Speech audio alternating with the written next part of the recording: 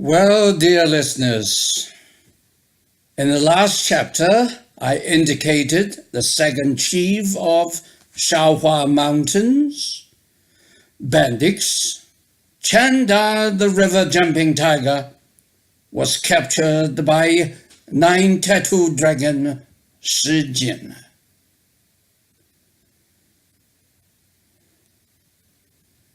Afterwards, he had returned to the house where he tied the river-jumping tiger up to a pillar of the great hall, purposely by this means to trap the other two chiefs and hand them all over to the authorities for the reward. He ordered wine for all his men to praise them and let them be happy, and then dismissed them. Everyone was full of praise and admiration for Shijin. Oh, you all have done a good job. Very good. Well done. These praises returned with admiration of Shijin. Oh, no wonder our master has such a reputation for bravery, they said. Good. Very good. And now let's back to the Mount Xiaohua, where Zhu and Yang Chun were sorely perplexed, being quite unable to guess what had happened.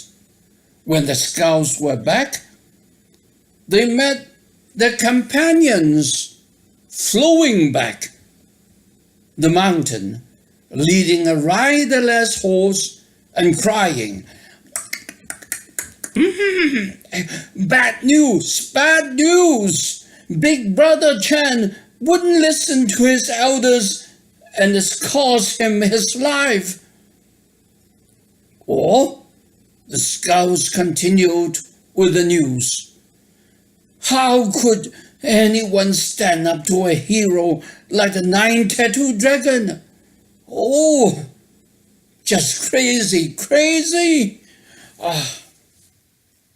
Zhu heard the news, shaking his head, and said, he wouldn't listen to me, and this is the result.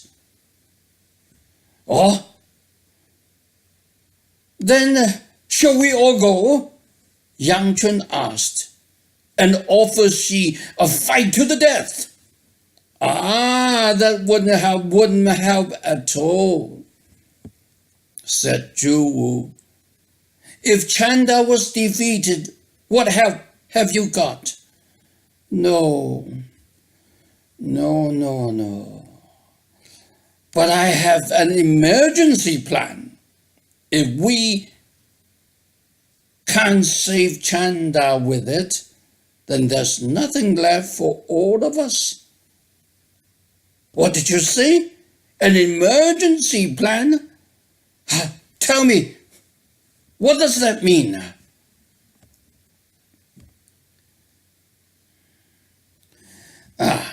The only way is this.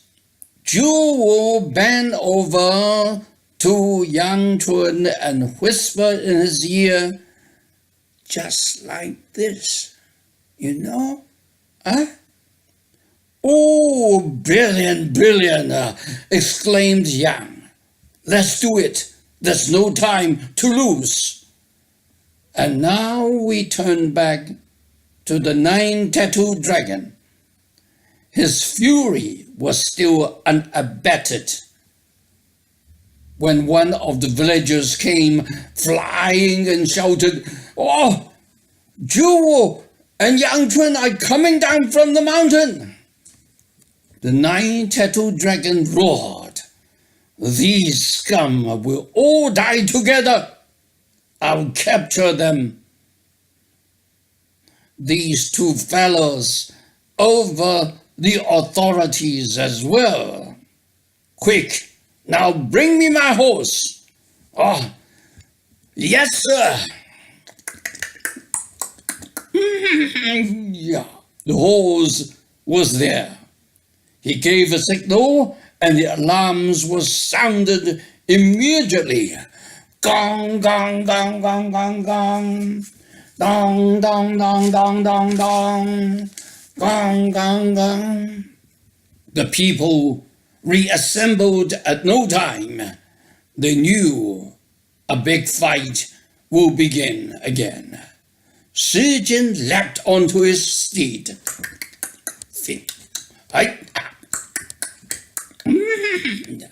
And just as he was starting to the gates, he saw the two bandits approaching the house. They were both on foot. Oh, why? They both threw themselves on their knees before him, begging him with great sorrow, nearly bursting to tears. Shi Jin dismounted and shouted to them, "You two, kneeling there, what have you got to say for yourselves?" Zhu Wu replied emotionally, "Sir, we three fled to the mountains and became bandits, as we are because we could no longer stand the persecution we suffer from the authorities. At the beginning, we made a vow.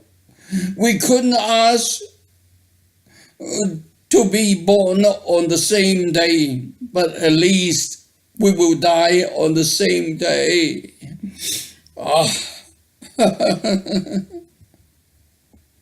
So we now come over to give our lives to you.